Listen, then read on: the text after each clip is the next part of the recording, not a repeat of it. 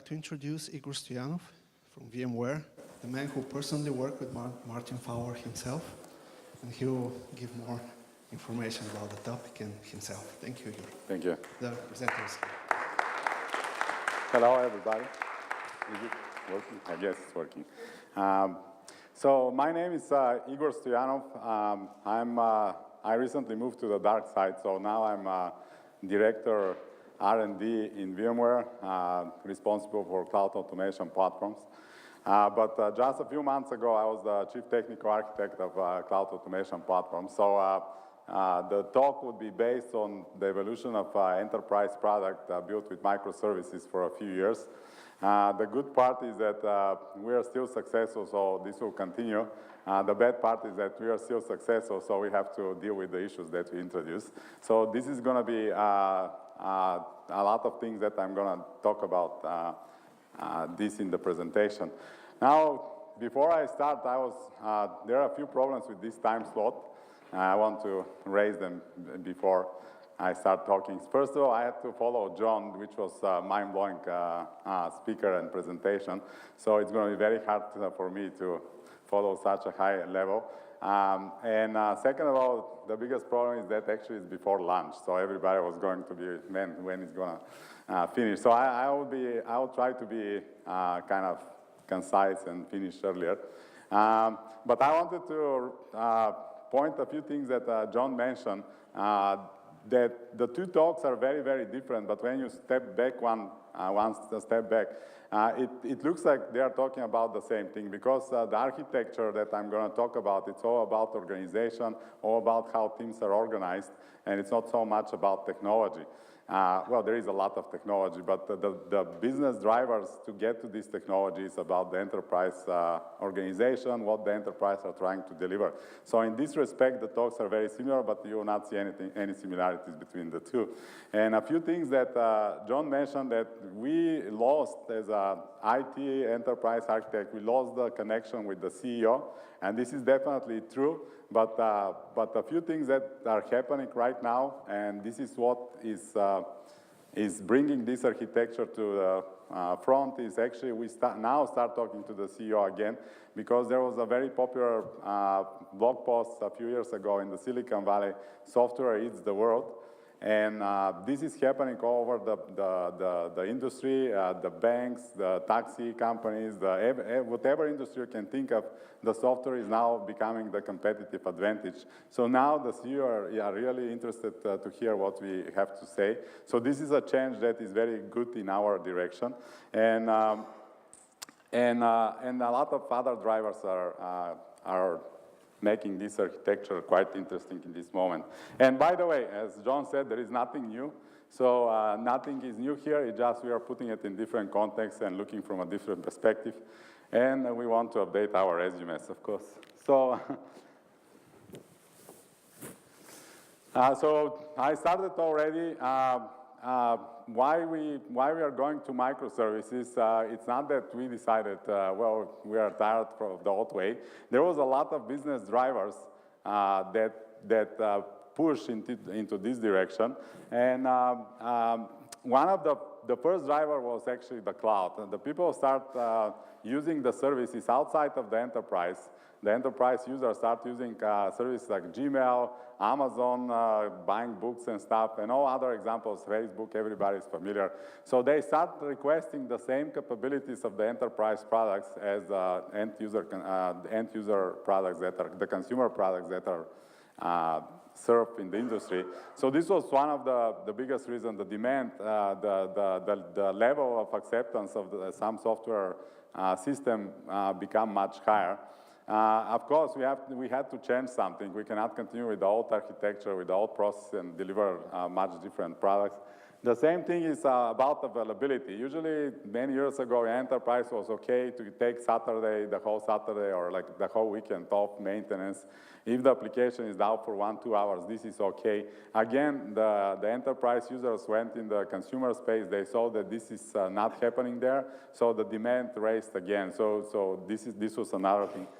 And I just mentioned about the software eats the world, and now we have Airbnb, Uber, many more examples. I'm not going to talk about them. but it's quite interesting, the self-driving cars, of course. It's quite interesting how the software is changing the world, so the software is becoming the core business competitive advantage. And of course, another thing that is happening based on all of these systems that are becoming better and better, they start producing huge amounts of data that now this represents a challenge, how we can process all this data. So obviously, the current architectures, the current processes didn't meet the business needs, and that's why we start seeing the rise of microservice architectures. And this is a diagram that very quickly shows the difference in terms of components. Usually, just a few years ago, most of the enterprise applications were like a typical multi-tier applications, where the database was one of the tier. You have usually one node. Until today, it's still very hard to cluster this one node. There is some Oracle RACs and MySQL server clustering solution, but they're always hard to achieve, and this is always problematic area. And then the rest of it, we kind of had success there in the web tier, where we can have web servers that are clustered. So pretty much this was with a load balancer in front. Pretty much this was the typical architecture when you go to any enterprise. It was easy, actually. You go there, yes, this is the database tier, the web tier. Usually, if you're more advanced, you can have a middle tier. And then that was the architecture. However, this was very monolithic, and especially the current enterprise companies are huge. And the teams that are working on these products are also huge. At least with us, we have 200 plus engineers, plus quality assurance, plus product. It's like becoming like a huge team. So when you need to do a change or do something, this is becoming really hard. That's why some of the services start becoming smaller and more independent, and this is what the microservice architecture start looking.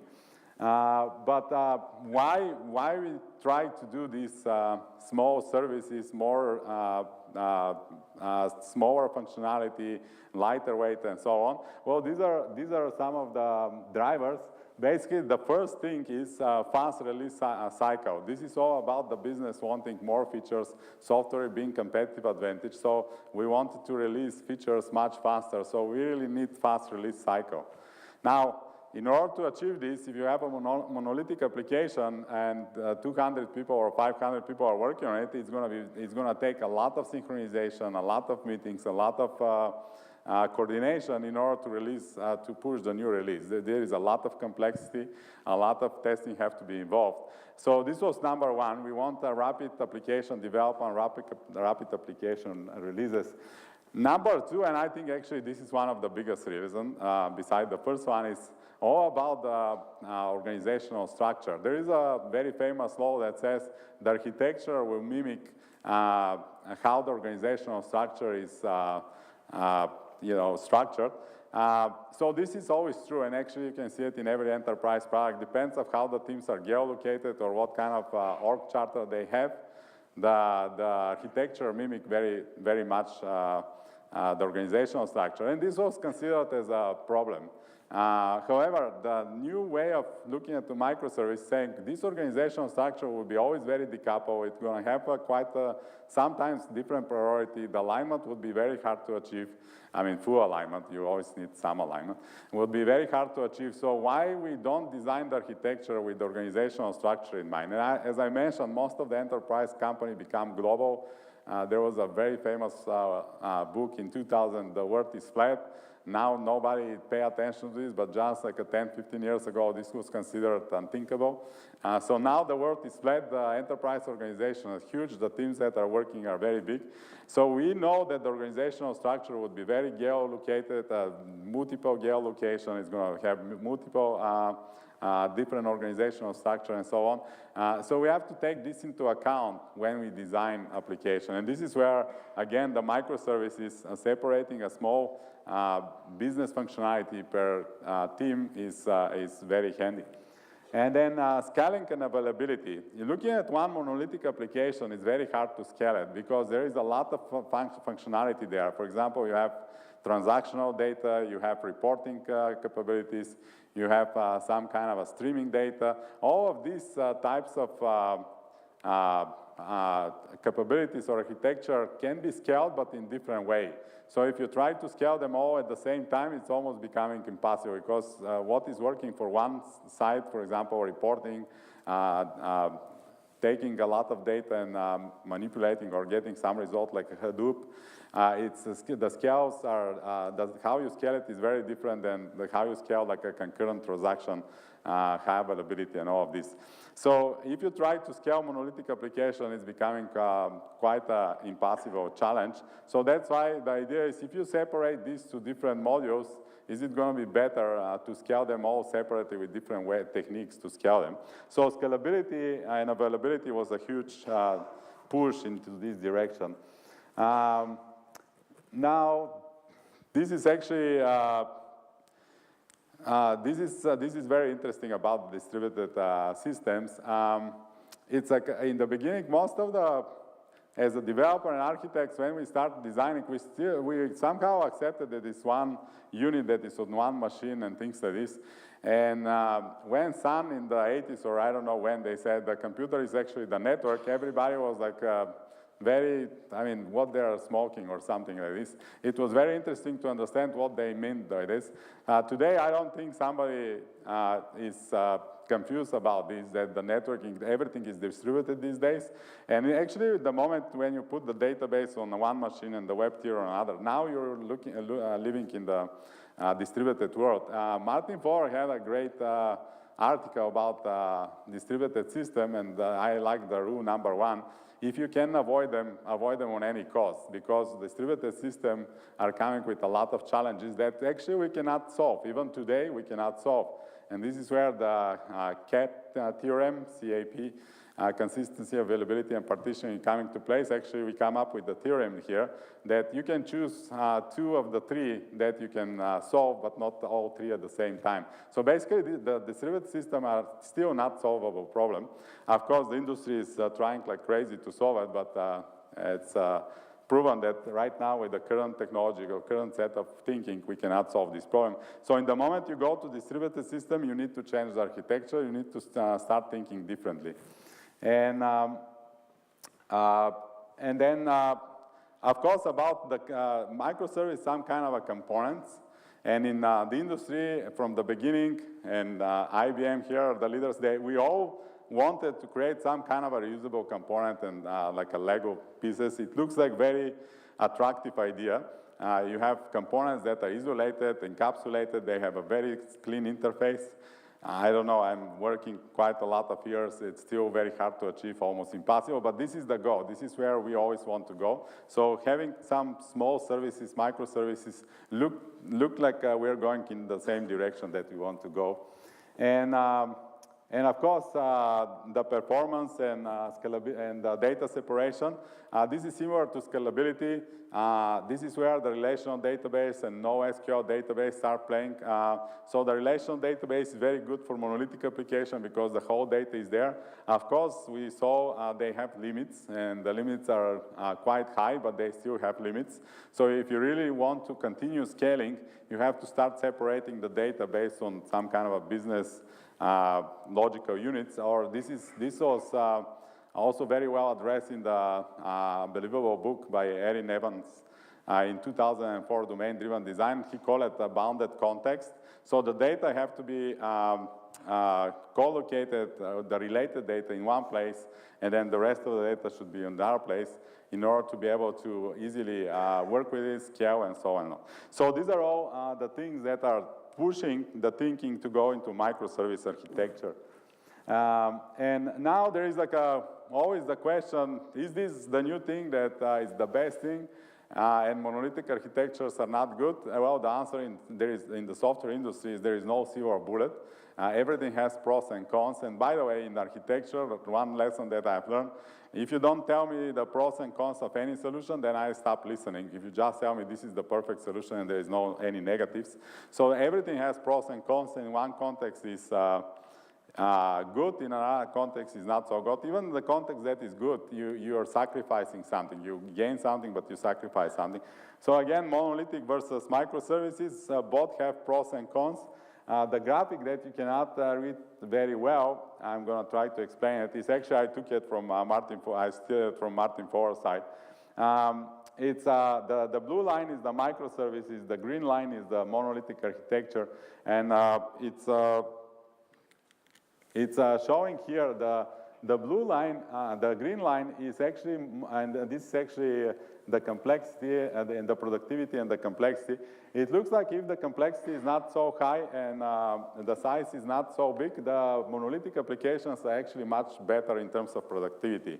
So it depends on the project. Actually, monolithic can be much better than the microservice. You see that the lines are quite long until the microservices become more efficient in terms of productivity. So this is really, really important to figure out if the solution or the problem that you're working is for microservice, because in the beginning, when microservice become all the hype, just a few years ago, a lot of teams just went into this direction and they start failing. And why they are failing? Because for this situation, monolithic application was way better than microservices. So this have to be taken into consideration. Microservices are not a better approach overall. They are a better approach for applications that are large, big teams are working on this. The complexity is quite high. Interestingly, most of the enterprise applications are like this. So in the enterprise world, at least, they have a lot of place to go. So when is the tipping point? Many times, teams start with monolithic application because they don't expect to grow a lot. The complexity seems reasonable, so it's better to start with monolithic approach. And by the way, this is the advice, to always start with, well, if you don't know exactly that this is going to go huge, it's better to start with monolithic approach. And then when you start thinking whether to switch to microservice or actually to start from the beginning from microservice, well, these are the three simple things. First of all, when the organization starts growing, in our case, in the beginning, in 2012, we were like 15 people. We grew very fast to 30 people. 15 to 20 people looks like a microservice overkill. This is like really a lot of infrastructure in place, a lot of different things have to be built in order to have a microservices. However, very quickly, we grew to 60, 100, 200. So this was one of the tipping points when you become successful and then more people are involved in the project. Probably you have to start thinking how to decouple the architecture in microservices. The other thing is diverse functionality. If the functionality is very simple, for example, you have a system, I'm not sure what kind of simple application should be, but let's say you're doing just credit card processing. It might be a lot of complexity there, but really it's like a really one function. I'm doing credit card processing. In this case, probably doesn't make sense to go in microservice architecture. Of course, depends what we mean by credit card processing. However, if the functionality is becoming very, very diverse, you have multiple functions that are somehow relevant but quite isolated from each other, then this is another indication that microservices might be very successful. And then when the complexity in the monolithic application is becoming recognized by everybody in the team. We all know the project that developers say, oh, this part I'm not touching it, if it's working, working. So when we get to complexity like this, or we start giving estimates that doesn't make any sense, like we have like something that for the business looks to be 1-2 weeks and we give like 6 months, then probably the monolithic application grew out a lot, the complexity is unmanageable, and then we have to start thinking about decoupling all of these services in order to manage. And by the way, this is nothing new, as I mentioned. Even from the Roman Empire, we had the thing about divide and conquer, and this is all about dividing and managing simple components. So nothing new. So we talk about microservices, but what are the main characteristics about microservices? And you can see one of the main characteristics. Of course, I already talked about this making them as components via services. Usually the components have to be, follow, as I mentioned, and Eric Evan book, bounded context, or what is the business. For example, if you have a catalog, and there should be a catalog service, or if you have credit card processing, it should follow some kind of a business functionality. At the same time, we should try to be as minimal as possible in order to get the benefits of microservices. The other thing is about organizing about business functionality that I already speak about. And then the benefit of organizing it as a business functionality is now the teams start feeling the business needs, the business priority, and they start running this service as a product, not as a project that just have some kind of requirements that not clear where they're coming, why they need to be there. It's basically everybody start feeling the domain. They are motivated to do the best for the consumer or whoever is the user of these services. So it's about not dividing the microservice in technical components, but more about business functionality. This is very important because one of the characteristics of microservices is independence, isolation of the other ones. So if we don't separate them properly, then we're going to have a lot of communication between these two services. We go into the problems of distributed programming, and the scalability of these two services and complexity is going to fail. So this is one of the critical things, to design the microservices based on some very well-defined business functionality.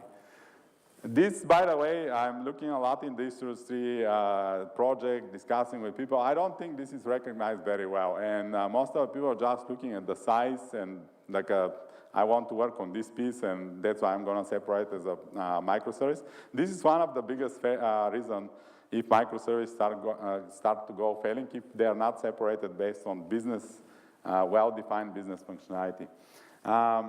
One of the things about microservices, and this is important with the previous way of architecting enterprise architecture, is the endpoints are smart and the middle is kind of not so smart, it's dumb. I'm going to talk a little bit more about this, why this has a lot of meaning. I mean, not meaning, but it's a very important difference with the service-oriented architecture. And then the next one is, again, decentralized governance. This is very important. If we want the microservice to be isolated, independent, they really have to make a lot of decisions by themselves. And then, again, similar to data centralized management, decentralized data management. Again, this is very important, and this is what is the difference, I think.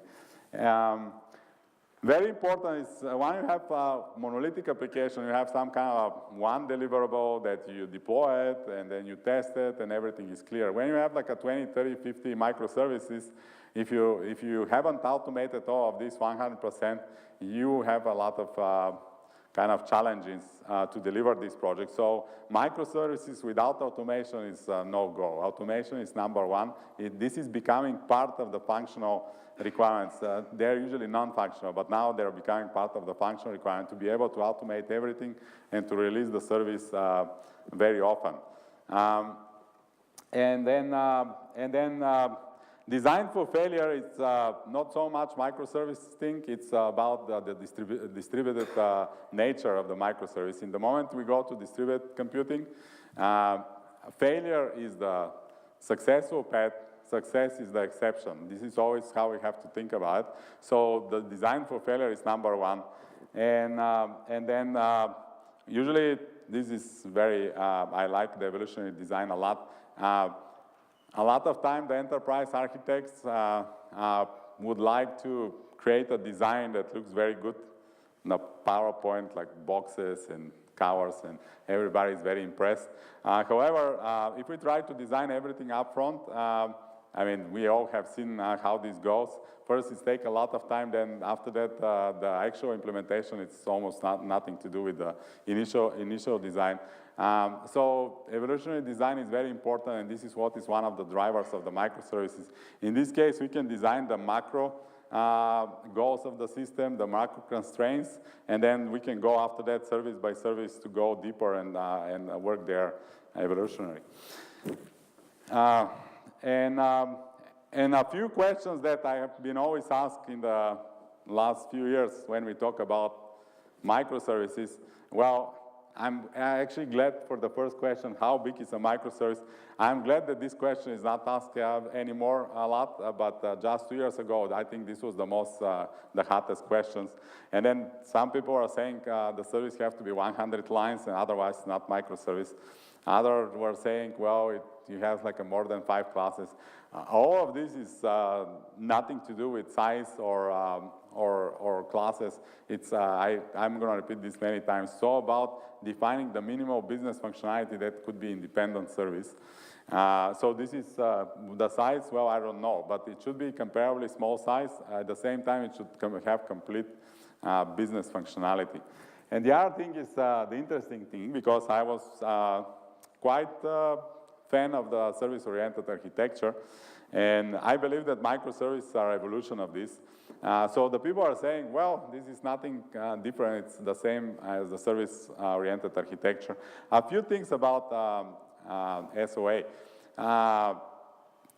First, this became like a marketing term, so everybody started putting it on everything in the industry, and then it lost meaning. So we start not understanding when somebody says service-oriented architecture, I'm not sure what do you mean. Do you use event brokers, event enterprise service bus, or use something else, or you actually have real service-oriented architecture, or you just use SOAP, because SOAP was identified with service-oriented architecture. So at some point, this lost meaning. So this was the first thing to retrospectively look at this architecture and start thinking about the other thing. The other thing was about these 3 things. The service-oriented architecture was really, most of the designs in the service architecture was somehow assuming very smart middle and very dumb end. So the smart middle was usually implemented by using the enterprise service buses that I just mentioned. So all the orchestration logic, all the business logic was going in one system. And usually this system was a problem because it was managed by one team. So all other teams had to wait, and different priorities, and things start failing, and the complexity start raising. So this was one of the big things. It was not nothing to do with service-oriented architecture, but this is somehow how the industry went into implementing service-oriented architecture. So this is the big difference. Smart endpoints are on the end, and the pipelines, the middle is kind of dumb. And where is this design taken from? Well, what is the biggest scalable system in the world that we know right now? I have never heard the answer to this, but it's quite simple. It's internet. This is the most scalable system. Very interestingly, this is the most simple, using some kind of a very archaic protocol. But what makes this system so scalable? Well, the ends are very smart. The middle is just like a very simple protocol. So one of the reflection that the industry did on service-oriented architecture and went in microservices is, if this is the most scalable system in the world, why we are not designing the enterprise system in the same way? The second thing was the decentralized governance. I mean, you need some kind of a unified governance, but if you centralize the governance and everything have to go to approval to one enterprise team, the things are really becoming very heavy, very hard to move on. And then the biggest, I'm not sure if it's the biggest, but I struggle a lot with this, was the centralized data management. So it was taking months, sometimes years on enterprise project to come up with the schema of the whole enterprise systems. And by the way, in one department, I work with on a very interesting project on this for insurance company, and then one of the biggest object there is a claim. When a customer wants to take some insurance accident happen and they want to do something, they have to fill a claim. So in one department that was doing the claims, this was considered as a money that are going out of the company. And the same thing was, the same object in the other department, which is, for example, accounting is thinking that this money are going. The other department that was talking about working with retro payments when something was not wrong, was wrong in the claim, and then identified it's wrong, then they have to recalculate everything and return some money. So the same thing they were looking actually actually to take money from the client. So they were thinking the opposite sign. So the same object, they have totally different functionality. So this was one of the examples that you cannot try to centralize the whole data canonical model of the enterprise, because different departments work in different way. They have different business functionality and priorities.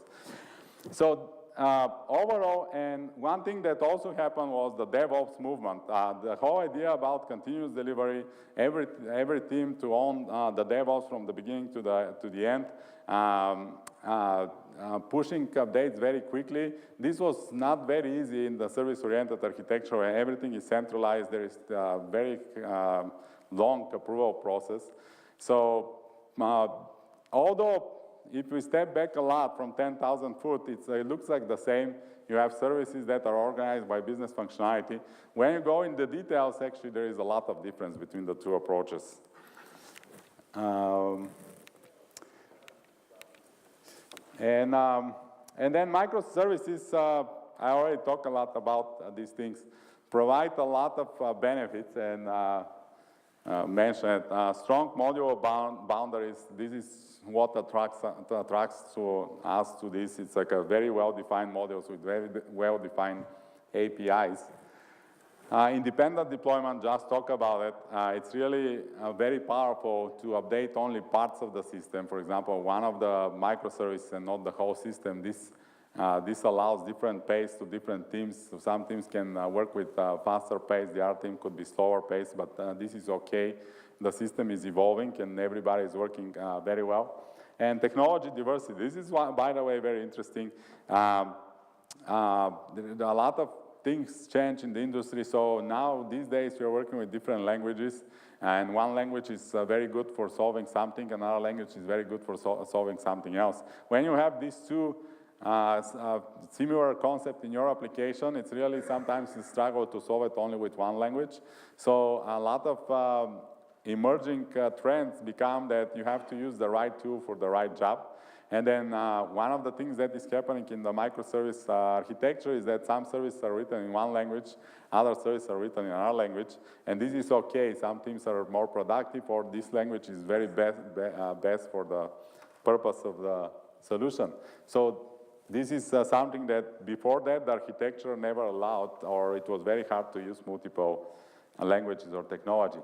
But there is a very high cost about microservices. That's why I showed the graphic in the beginning. You really have to think what is your problem before you pick the microservices, because they're really expensive. And if the project is not big and complex, you're going to pay a lot without taking all the benefits. So what are the problems? I already mentioned multiple times. The biggest problem is the distributed nature of microservices. The problems that we see from distributed computing are beyond us. I mean, we are hitting it every day, and every day it's very hard to solve them. So something that you have to think about, and the biggest advice there is design for failure. Everything will fail. Every service will fail, and now you have, before that you had one service. The likelihood one service to fail is small. When you have like a 20, 30, 500 services, the likelihood that something will fail in the system is almost 100% at any point. Eventual consistency. In order to do this scalability, in order to separate the data, in order to go to different isolated services, you have to sacrifice something. I talk about the CAP theorem. You have to sacrifice one of the three: consistency, availability, and network partitioning. So usually nobody wants to sacrifice. Depends on the business model, by the way, but most of the application, nobody wants to sacrifice availability, because as I mentioned in the beginning, the business now demands 99, 999, everybody knows the nines, availability, because they are used to this availability. They're used to Gmail, Facebook. When Facebook goes down, everybody's like, in US, actually, people call 911, which is the emergency phone when Facebook is down. So people are used to availability. So in most of the systems, we keep availability as high priority, and we sacrifice what? Consistency.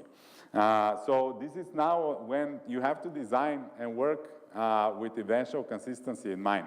Amazon actually started going in this direction. The CTO of Amazon, I have very hard time pronouncing the German name, but he's like one of the, the leaders in this movement. He started talking about these things in 2004, 2007, when they start moving to microservices. And they come up with the eventual consistency that they went to the business and says, guys, sometimes we can design the system that sometimes somebody can get a book or whatever they're selling, and the credit card probably will not have money, so we have to lose some money. Or sometimes we're going to see in the warehouse that there is a book, but this would be stale data, so we have to apologize to this guy and then probably send gift certificates or say that the book will be late with 1 month. But this compared to the cost of trying to make the system consistent and available at the same time is going to be nothing, because this system, first, it's almost impossible to design. Second, it's going to cost money that we just don't have as a business. So they went to the business and explained these things. So they designed the whole business flow to work around eventual consistency. So one of the things here is that we as architects cannot design the system that make compromises somewhere, because in the distributed system you have to make compromises without working with the business, how to transform the business and work with the constraints that we are now applying to the business. Of course, we apply constraints, but we give a lot of benefits. For example, availability all the time, which was hard to achieve with the previous system. And then operational complexity. So if you see, we are trying to remove complexity, and we are now talking about negative operational complexity. So what happened? We reduced the complexity in the logic and the implementation, and then this went immediately. This complexity, we didn't, unfortunately, we couldn't solve it. The complexity went in the operational complexity, not so much in implementation, but in operation. This, by the way, it looks like very dangerous, because as we know, all of the software project, the cost of development, the initial development is 10%, and then the operational and maintenance phase is 90%. So basically, something that was expensive in the 10%, we move in the 90%. So this looks like a failure to me. Fortunately, I'm not sure how successful we are there, but we come up with this DevOps movement with new tools, with continuous integration, continuous delivery, which all of these process improvements in the people thinking, in people organization, using different tools, using lightweight technology, deploying it at any moment, smaller services, are trying to overcome this operational complexity. And as we know, a lot of companies, very famous today, have solved it quite successfully, not perfectly, because we still have failures, but they have solved it. So it looks like this is the right direction. And then I'm gonna now a little bit talk about the platform that we designed in 3-4 years ago, and then we continue evolving. What were the main principles, how we started, and things like this. But I'm gonna do it a little bit more generic, so it could be applicable for all of you. So what are the foundational principles that I laid out in the beginning in 2012? It was basically, this is designed by the federal system of US. So basically, Federation of Services under Unified Governance. What is Unified Governance? Federation, here the word is missing probably. I don't know why it's missing, but Federation of Independent Services, this had to be highlighted. Independent Service under Unified Governance.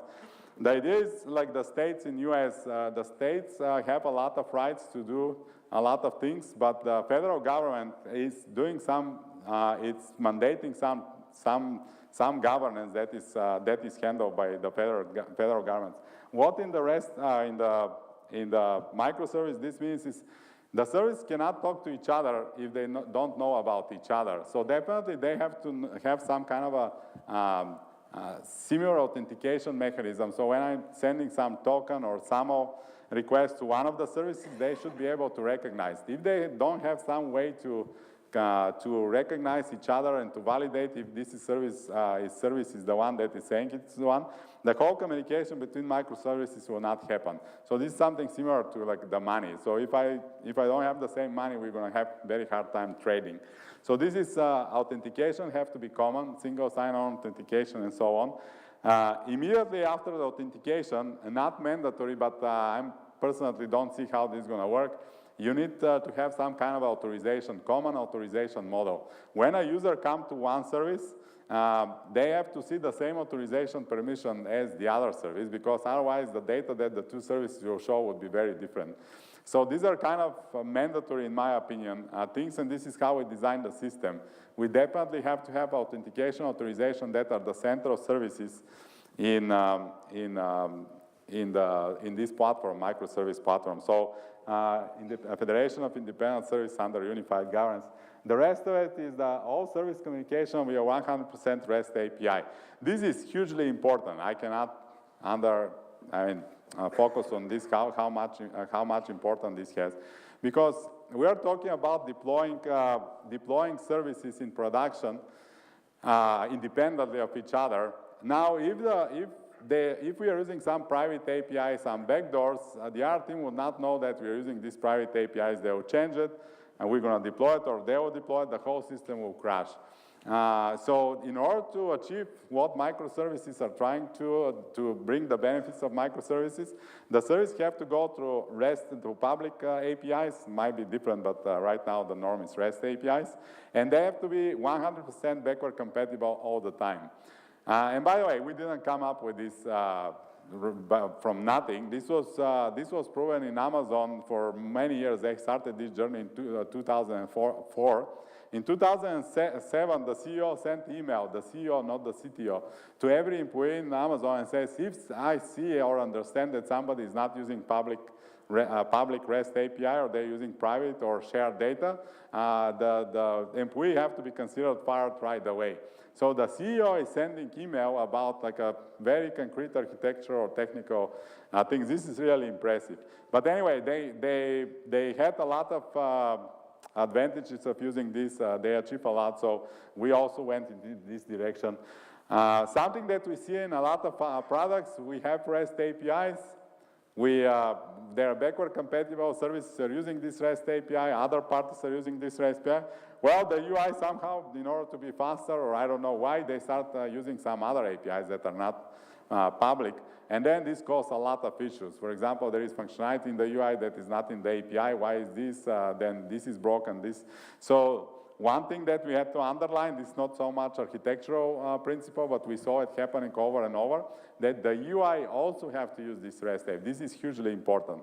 And then finally, share nothing architecture, to underline that we really want to scale. And if you want to scale, you need to share nothing architecture. This is including not sharing data. And again, these are all things that were applied in the previous company and that worked very well. And I'm not going to go through this because there are a lot, but these are now this doesn't have anything to do with microservices. It's all about principle of scalable design, about scalable design in distributed system. But you can see autonomy and resiliency are #1 on the list. And design for failure, I already talked about it. Decomposition in small units. This is all what microservice is trying to do, but these are general principles about resilient architecture. And I like the location transparency. This is very particular because we work day to day, and I have found that this is always kind of escaping from our thinking. Very often when we are developing, we deploy the service on the same place because it's a developer environment. We put it on the same host. Somehow sometimes we escape that. We don't assume. We test it. It's working. It's fast. There is no failures. Everything is kind of okay. We always forget that actually in the real deployment, this is going to go in different data centers, in different machines. So we have to always assume that the service will not be co-located. I mean, very obvious, but I found the teams are always kind of forgetting, although we are saying it every day. And what are the biggest challenges that we have to think when we start designing microservice architecture? #1, this is the hottest topic right now, even in the container world, is the service registry. I talk about unified governance, so actually it's not #1 service registry. It's like authentication, authorization, but I cannot find where is the authentication service and where is the authorization service if I don't know where is the service registry. We can assume that service registry is something like a yellow book, a phone book, that you look like where to find a pizza. Now nobody uses this thing, but Yelp and Google, whatever. But this is like a service registry where every service go register, and then the other service look where to call this service. So this is number one. And this service should be really scalable, because all the time this service is hit to give me this service, give me this service. So this is number one. Distributed systems are inherently complex, so we have to really think what kind of languages, what kind of underlying framework we're going to pick so they can deal with failures, with complexity in the distributed system. And then versioning, I just mentioned REST API. I mean, this have to be front and center in the design. I mean, you have to always assume that it's going to be multiple versions working together, backward compatibility. If we dismiss this, and by the way, this is very easy to dismiss. The developer usually, it's very, very hard to keep backward compatibility. Then I'm not sure the microservice or any kind of architecture will be successful. And then we have to think about how we test this thing, because as I mentioned before, we had a monolithic architecture. Now we have multiple services. In our case, we started with 12, the next year over 20, now there are 30, 40. So you have 30, 40, you really don't even know where the service anymore. So you have to think how to test them. You can think about stubs of one service, working with stubs so that you have faster feedback than group of services. I'm identifying as a community of services that usually talk a little bit more. They are very dependent on each other. And then how you test the whole system. So before you design this thing, you have to have answer how this is going to be tested. And then how you're going to scale out. Is it going to be, how you're going to get the request? Is it going to use queues or REST API and so on. And I mean, I already mentioned where do you start. And we identified the service registry. And the service registry is easy. You create a service registry, all of the services goes there. But now, do you put a load balancer that goes to the service registry and talk to the services, and then the service registry ping the service all the time, and if some service is down, then you reroute it to another one? This is, by the way, what we did. Or you do a client load balancing. This is what Netflix did.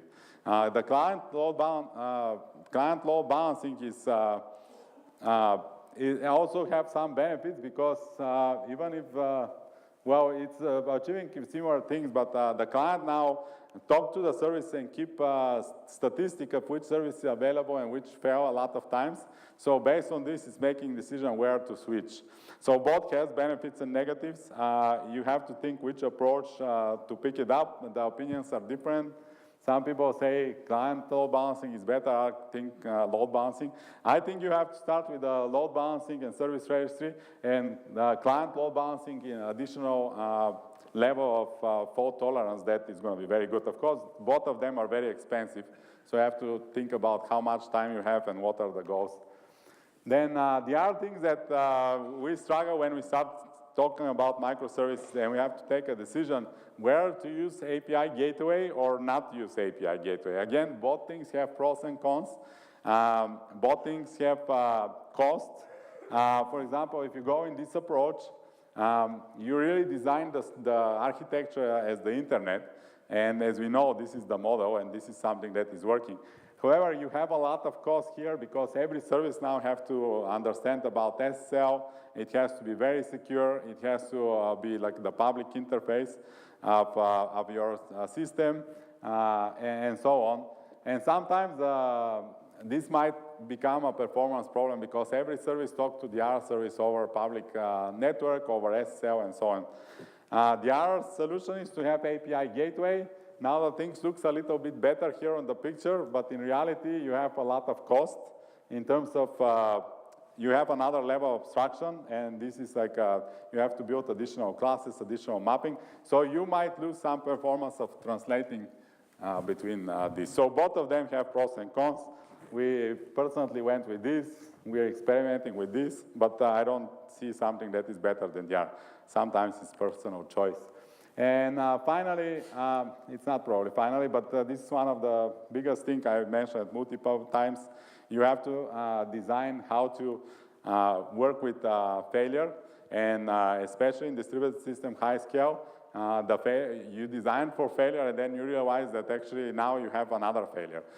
So you never avoid the failures, you just solve one failure after another failure. Because in this case, the green one, you see, I think we designed for failure.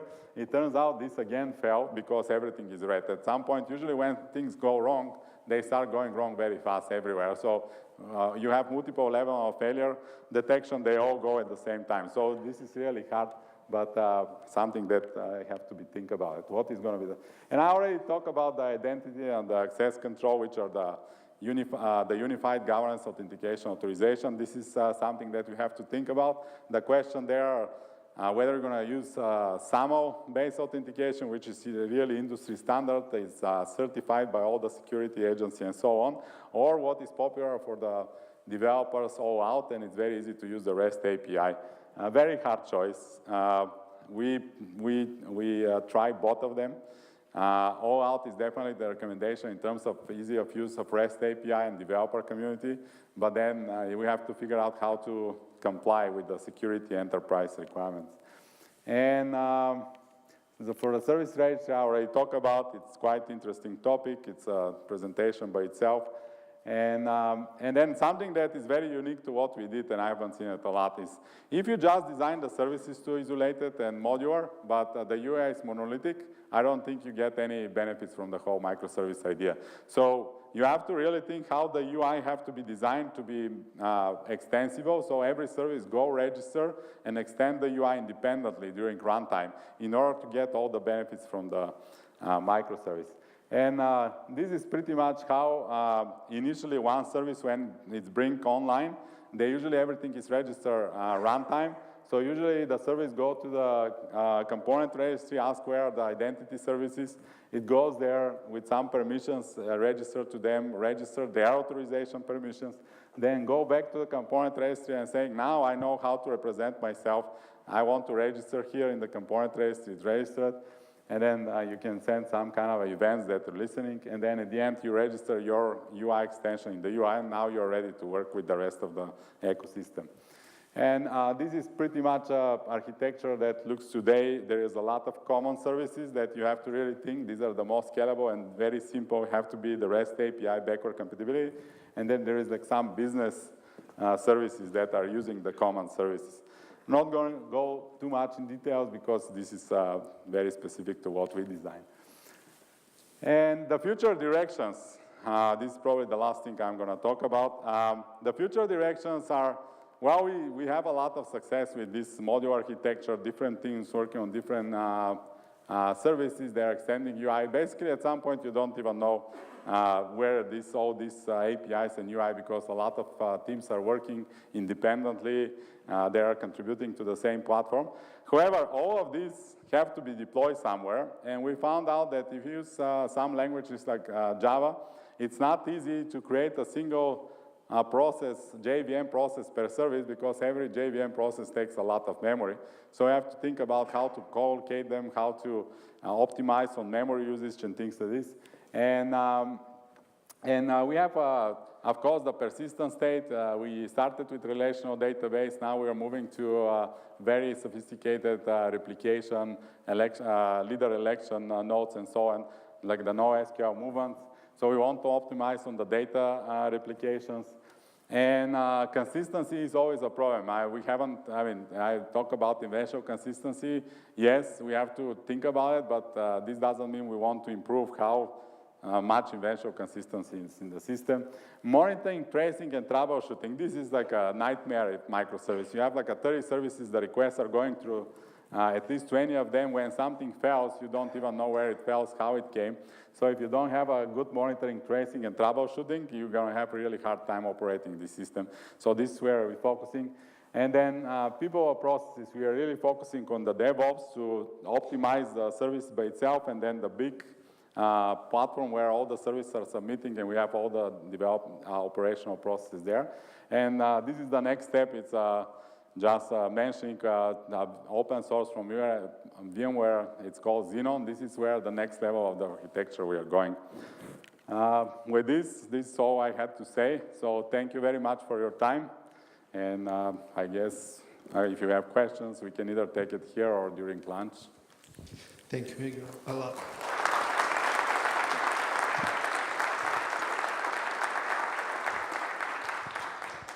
I suggest we take questions in the panel because we're running quite in the lunch now. I'm not sure.